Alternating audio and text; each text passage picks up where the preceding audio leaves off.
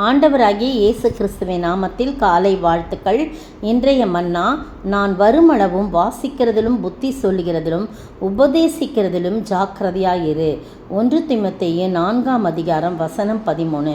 இது அப்போஸ்தலனாகிய பவுல் தீமோத்தேயுவுக்கு எழுதுகிற ஒரு காரியம். பாருங்கள் என்ன சொல்கிறாருன்னா, எப்படி தொடங்குது இந்த பகுதின்னு சொல்லும்போது 1 தீமோத்தேயு 1ஆம் அதிகாரத்தில் 2ஆம் வசனத்தில் பாருங்கள், விசுவாசத்தில் உத்தம குமாரனாகிய தீமோத்தேயுவுக்கு எழுதுகிறதா யார்? இயேசு கிறிஸ்துவின் அப்போஸ்தலனாக இருக்கிற பவுல். கர்த்தர் கட்டளையிட்டபடி, கர்த்தராகிய இயேசு கிறிஸ்துவும் கட்டளையிட்டபடி என்ன செய்கிறாரு? அப்போஸ்தலனாகிய பவுல் தீமோத்தேயை அட்ரஸ் பண்ணும்போது விசுவாசத்தில் உத்தம குமாரனாகிய தீமோத்தேயுவுக்கு எழுதுகிறதாவதுன்னு சொல்லப்பட்டிருக்குது. அதில் ஃபஸ்ட்டே என்ன பண்ணியிருக்கு? உன்னுடைய உபதேசத்தில் நீ நல்ல ஜாக்கிரதையாக இரு.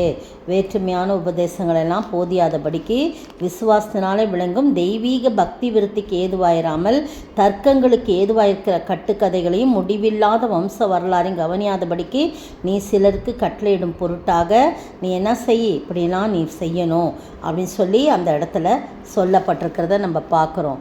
வீண் பேச்சுக்கு விலக்கி இடம் கொடுக்காத, அதெல்லாம் பார்த்துட்டு நிறைய பேர் என்ன பண்ணுவாங்க? விலகி போவாங்க.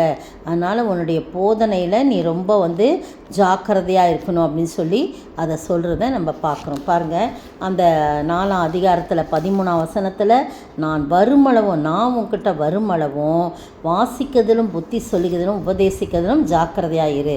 அப்போ ஒரு ஊழியர் வேதத்தையும் வாசிக்கிறதுனா வேதத்தை வாசிக்கிறதிலும் ஆவிக்குரிய காரியங்களை கற்பதிலையும் தியானிப்பதிலையும் போதிப்பதிலையும் நம்ம மற்றவர்களுக்கு முன்மாதிரியாக இருக்கும்படியாக நீ ரொம்ப எச்சரிக்கையாக இருக்கணும் அப்படின்னு சொல்லப்பட்டிருக்குது. பாருங்கள், அந்த 14ஆம் வசனம், தேவன் நமக்கு தந்த வரங்களையும் திறமைகளையும் தொடர்ந்து நம்ம பயன்படுத்த வேண்டும். அப்படி செய்யாட்டி அந்த வரங்கள்லாம் எல்லாமே குறைந்து விடும்னு போட்டிருக்குது.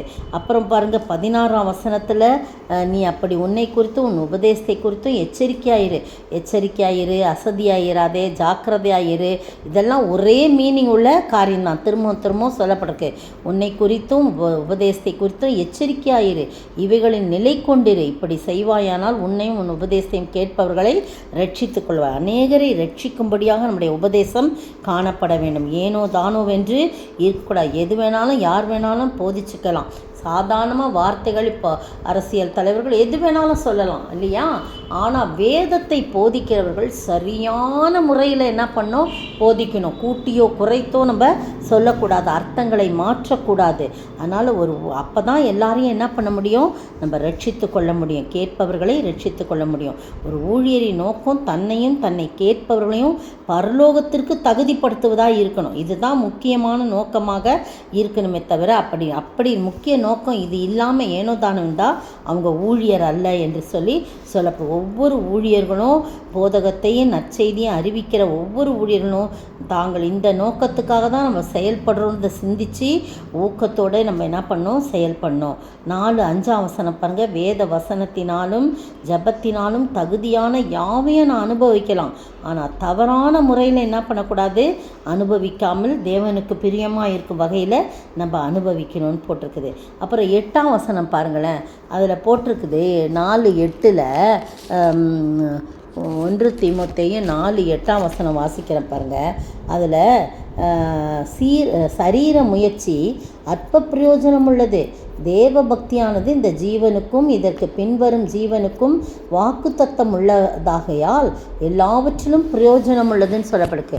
அதாவது சரீர பிரகாரமாக நிறைய எக்ஸசைஸ் பண்ணுறாங்கல்ல, உடலை பேணுகிற காரியம், உடற்பயிற்சிகள் செய்கிறவர்கள் பலர் உண்டு.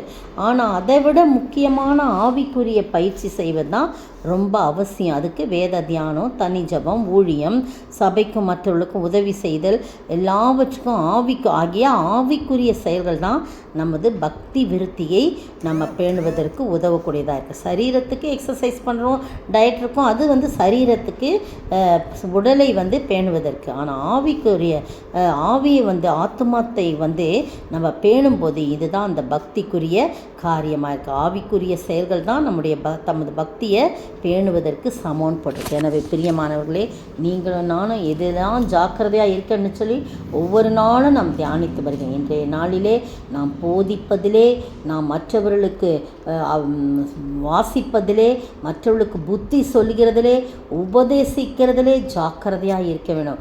உபதேசத்தை குறித்து எச்சரிக்கையாக இருக்க வேணும். என்னை குறித்தும் என் உபதேசத்தை குறித்தும் எச்சரிக்கையாக இருக்க வேண்டும் என்று சொல்ல, அதில் நிலைத்திருக்கணும்.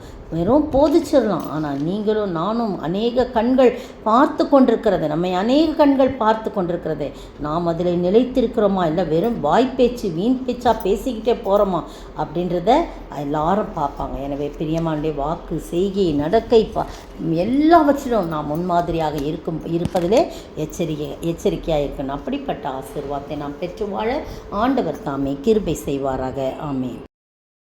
வேதம் வாசி, தினமும் ஜெபி, தினமும் ஜெபி, தினமும் ஜெபி. வேதம் வாசி, ஊழியம் செய், ஊழியம் செய், ஊழியம் செய். வேதம் வாசி, உபதேசம் செய், உபதேசம் செய் ஜாக்கிரதையாய். வேதம் வாசி, தினமும் ஜெபி, உன்னை வளர செய்யும், உன்னை வளர செய்யும், உன்னை வளர செய்யும்.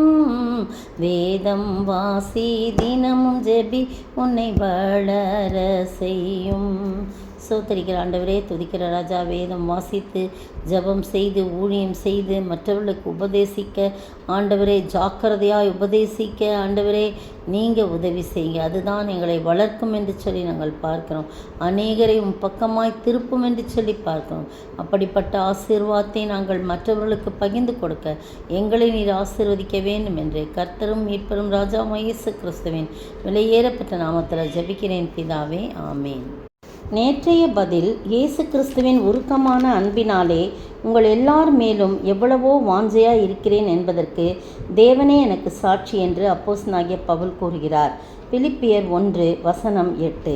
இன்றைய கேள்வி, எதினால், எப்படி, எதை சொல்லும்படி துணிந்திருக்கிறார்கள்? எதினாலே, எப்படி, எதை சொல்லும்படி துணிந்திருக்கிறார்கள்?